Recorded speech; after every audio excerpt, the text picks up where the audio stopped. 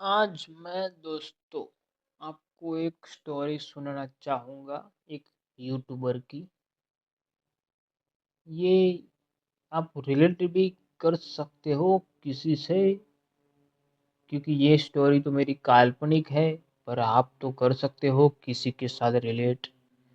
पर सुनिए, अब स्टोरी ये है कि एक यूट्यूबर था। अब ये वो यूट्यूबर था ना, वो यूट्यूब पे मोटिवेशन स्पीच देता था, स्पिरिचुअल स्पीच देता था, अध्यात्म के बारे में बताता था, कैसे ध्यान करना चाहिए, आप कैसे समाधि में जा सकते हो, ऐसी ऐसी बातें करता था।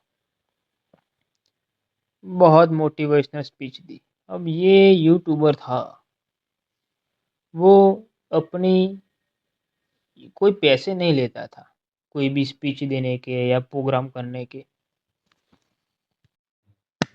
ये यूट्यूबर अपने यूट्यूब का पैसा भी नहीं लेता था, यूट्यूब से भी पैसे की कमाई करता नहीं था। वो यूट्यूब पे वीडियो डालता, वो फ्री ऑफ कॉस्ट रहते थे।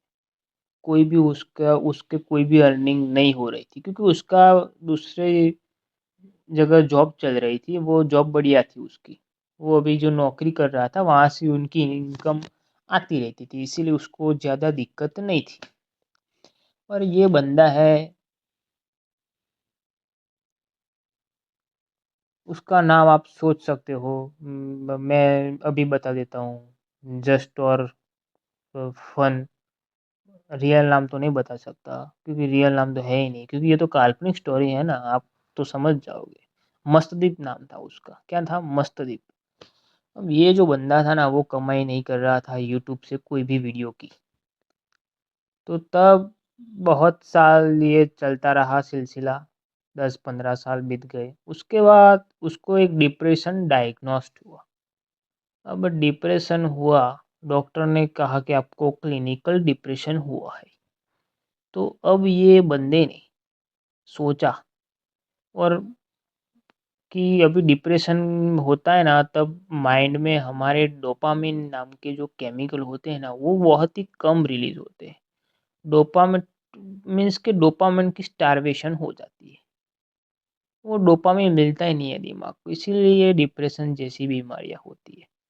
तो उस बंदे ने सोचा कि अभी सबसे बड़ा डोपामिन का फैक्ट्री तो मेरे पास है, पर मैं उसका इस्तेमाल नहीं कर रहा हूँ। ये फैक्ट्री है यूट्यूब की कमाई।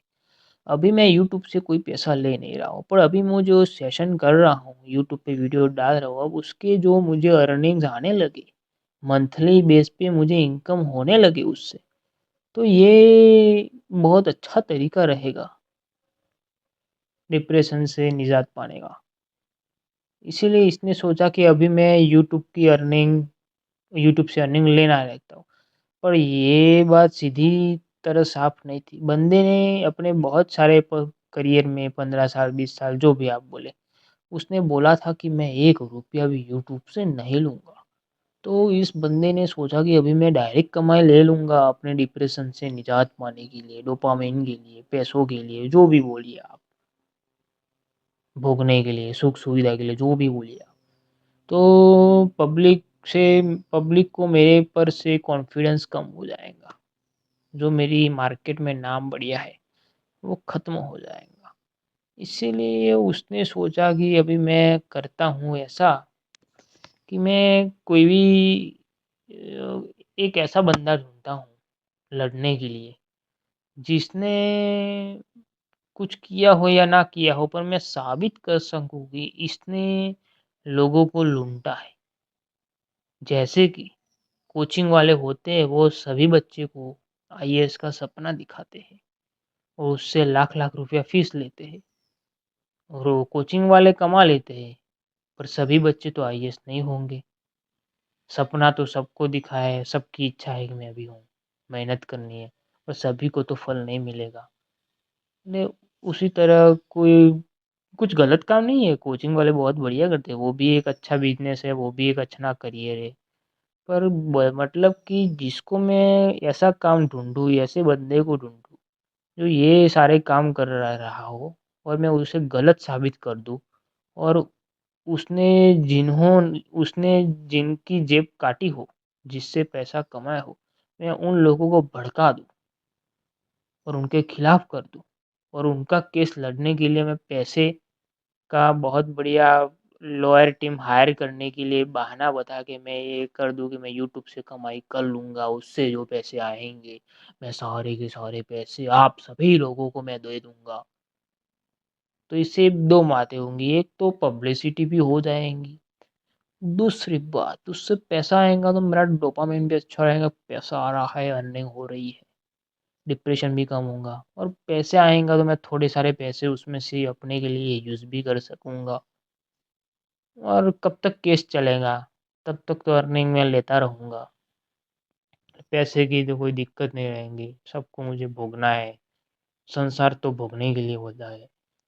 इस तरह बंदे ने सोचा और एक बंदे को पकड़ा और उसने उसका जो धंधा था उसको गलत कह के, उसको गलत साबित करके उसपे केस करने के बहाने के ज़रिए यूट्यूब से अपनी कमाई के उपयोग से वो उन लोगों को हेल्प करूँगा जिन्होंने वो बंदे ने जिनको लूटा है। तो ऐसी स्टोरी है। अब चलो छोड़िए, ये तो सब पब्लिसिटी जो भी होगा वो होगा। अब तो ऐसा होता है बंदा सारे मैं तो सभी लोगों को देव मानस समझा था। बंदे सारे देव मानस होते नहीं है ना। अभी ये स्टोरी तो काल्पनिक थी, पर किसी के साथ रियल स्टोरी रिलेट हो जाए तो इसमें मेरी कोई गलती नहीं है।